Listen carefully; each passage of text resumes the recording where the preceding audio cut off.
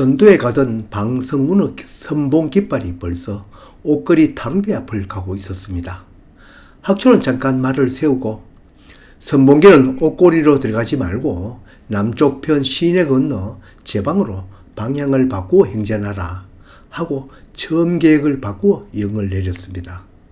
집강이 있는 건너편 읍을 바라보니 총을 비롯한 여러 군기들을 묶어서는 마치 나무땅같이 세우고 길을 메울 정도로 많은 사람들이 엎드려 살려달라고 예언하고 있었습니다. 화지 동학군이 읍내로 들어와서 직강소를 접수한다는 소문은 들었으니 모두들 겁에 질려 있었습니다. 그 옆에는 박현성이 모시옷 두루마기에 갓을 쓰고 서 있고 그 옆에 한 사람이 남쪽을 바라보면서 손을 흔들고 있었습니다.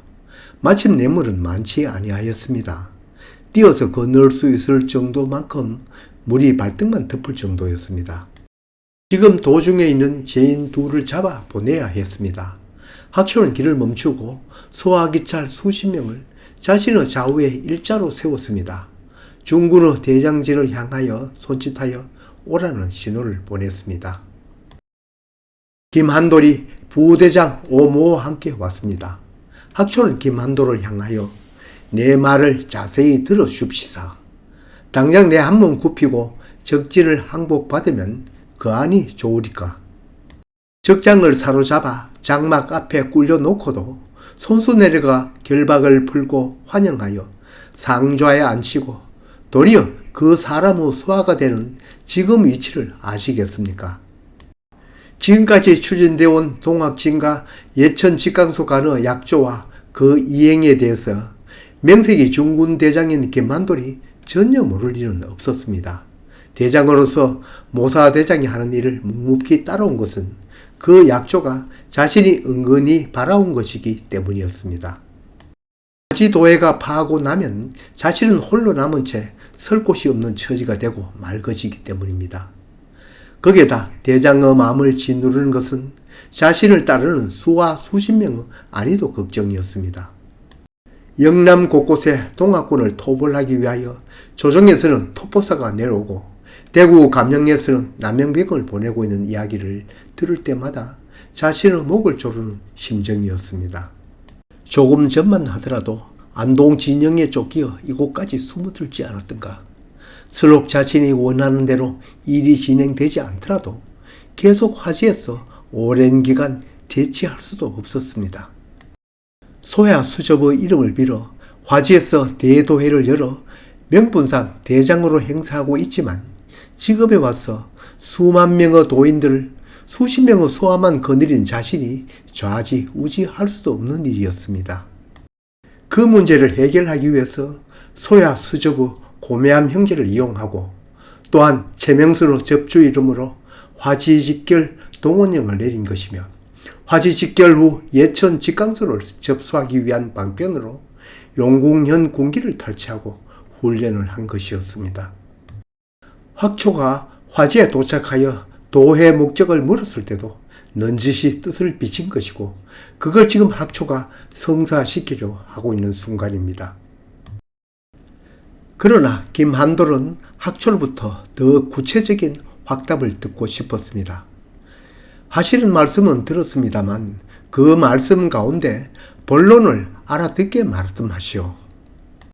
학초는 그 말에는 대답하지 않고 남을 항복받아 내 희야를 만들자면 설사 허물이 없다 해도 내 허물을 먼저 바치어 상대방의 사죄를 받는 것이 실행하기 쉬운 법이요. 옳은 일을 한다 해도 남이 그릇되게 볼 수도 있습니다.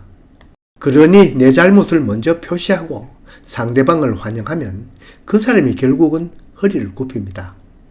학초는 결박을 당하고 읍으로 가야 하는 이치를 설명하였습니다.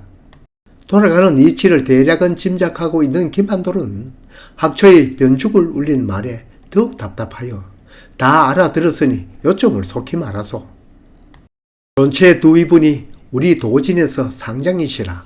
말씀 한번 떨어지면 네 안이 복종 안 하리까. 더욱이 안동 진영에서는 영장이 잡으러 가여 동학진에 피해와 있는 줄은 도중뿐만 아니라 예천 군수와 직강수도 다 알고 있는 일입니다.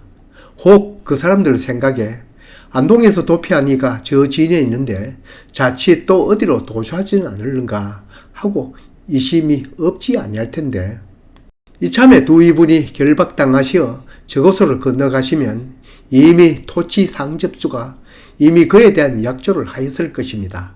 지금 저 사람들이 저같이 나열 복지하였을 때가 바로 기회입니다. 오늘 밤 예천읍 직강소에 우리 동학에 입독할 때 그 접수가 되어 봅시다. 지금까지 지은 죄도 무마되고 더욱이 예천읍 직강소의 접수도 얻게 되니 도망자 신세인 김한도로 입장에서는 지금으로선 그 방법밖에 선택할 다른 방법이 없었습니다. 듣기를 마친 김한돌이 그렇게 하리다, 어서 묵거라 하고 뒷짐을 지고 돌아서며 옆에 서 있는 오모에게도 권하였습니다. 오모가 잠시 주저하니 내 하는 대로만 따라하지 무슨 심사인가. 대장 김한도로 꾸중에 오모 역시 뒷짐을 지고 돌아섰습니다. 직곡접 기찰이 발산 포군을 뒤로 물리게 하고는 달려들어 두 사람을 묶은 후 좌우의 기찰 넷이 부획하여 내를 건넜습니다. 박현성은 건너오며 처음에 약속한 대로 양쪽에 총성 한 발씩 울렸습니다. 내를 건넌 박현성은 안도의 빛을 보이며 학초의 손을 잡고는 저 같은 맹호 둘을 수없이 결박하여 보내니 정말 수단이 대단하오이다. 인사를 마친 둘은 악수로 이별하고 각자 귀가했습니다. 모든 일이 학초의 의도대로 순조롭게 진행되었으나 전혀 생각하지도 못한 어처구니 없는 일이 바로 이때 일어나기 시작하였습니다. 어느덧 어둠이 깔리고 양쪽에서 총소리가 울리자 그 총소리가 동학진에서 죄인 이명을 보내고 대신 사자로 갔던 박현성이 돌아오는 신호인 것을 일반 동학진에서는 알 리가 없었습니다. 어둠이 깔리는 속에서 갑자기 예상하지도 않았던 대장소의 대장 2명이 결박당해 예천으로 가고 연이어 총성까지 울리니 중군과 후군에 있던 몇몇 사람이 겁을 집어먹고 대해를 빠져나와 방천 남쪽 논으로 내달리자 영문도 모르는 다른 사람들도 대의를 이탈하여 같이 내달리기 시작하였습니다. 불과 삽시간이었습니다.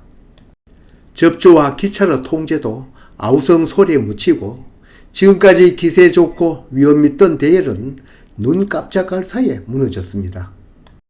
인산 일회를 이루던 사람들이 국소태에 물이 끓어 넘듯 모두 영문도 모르는 채 마구 논으로 내달렸습니다. 벼가 익어가는 굳게놓은 진창에 허리까지 찬 벼 포기 때문에 빨리 빠져나가지도 못하였습니다. 뒤에 사람이 앞의 사람을 덮치니 넘어지고 밟혀 무수한 사상자가 발생하였습니다. 밝은 대낮도 아닌 어둠 속에서 제방 아래의 논에는 수많은 사람들이 뒤엉켜 아비 교환을 이루었습니다. 요즘도 많은 사람들이 한꺼번에 빠져나오다 사상제를 내는 경우는 들어 있습니다. 그 옛날에 세종회관 불이 났을 때도 서로 먼저 나오려다가 불에 타 죽은 사람은 하나도 없고 밟혀 죽은 사람만 여럿이었습니다. 1996년도 대구 우방타워랜드 내 잔디광장에서 모 방송국 공개방송을 보러 온 관중들이 좋은 좌석을 차지하기 위해 다투다가 많은 여고생이 깔려 압사 사고로 여러 명이 숨진 것을 비롯하여 우리 주위에서 자주 볼 수 있는 일이지만 5년 음력 8월 28일 양쪽 총소리에 의하여 일어난 압사 사고는 첫째, 뜻하지 않은 총소리에 거기다가 어둠이 깔리는 순간이었고, 둘째, 영문도 모르는 총소리 두 방에 공포심이 극도에 달하였으며, 셋째, 놀라 도망을 간 곳이 발이 빠지는 논이었고, 거기에다 시기적으로 음력 8월 하순 다 자란 벼포기가 이들을 빠져나가지 못하게 발목을 잡았으니 엄청난 사상자가 나게 되었습니다. 이나 지금이나 사람이 많이 모인 자리에서 무질서한 경우에 벌어지는 압사사고, 여기 조건보다 더한 것은 없었을 것입니다. 한편 읍으로 간 김한돌과 오모 대장은 부중이 흥행하며 아무도 본인을 맞아주거나 붙잡는 사람도 없었습니다. 결박을 푼 채 읍을 한 바퀴 돌아도 자신을 거들떠 보는 사람조차 없었습니다. 김한돌은 신거리로 하여 읍을 빠져나와 안동을 거쳐 영덕 영해로 도피하였다가 얼마 후에 안동 진영에 붙잡혀 처형을 당하였다고 풍문으로 들었습니다. 8월 28일 화지어 동학군과 예천 부중에서 있었던 일은 이렇게 기술하였는데 그 반대편인 관아의 직강소에서 기록한 가보 척사록에는 어떻게 기술되어 있는지 살펴보아야 양쪽의 말을 듣고 예천 동학사를 정리할 수 있을 것입니다. 여기에 대해서는 다음 편에 진행하겠습니다.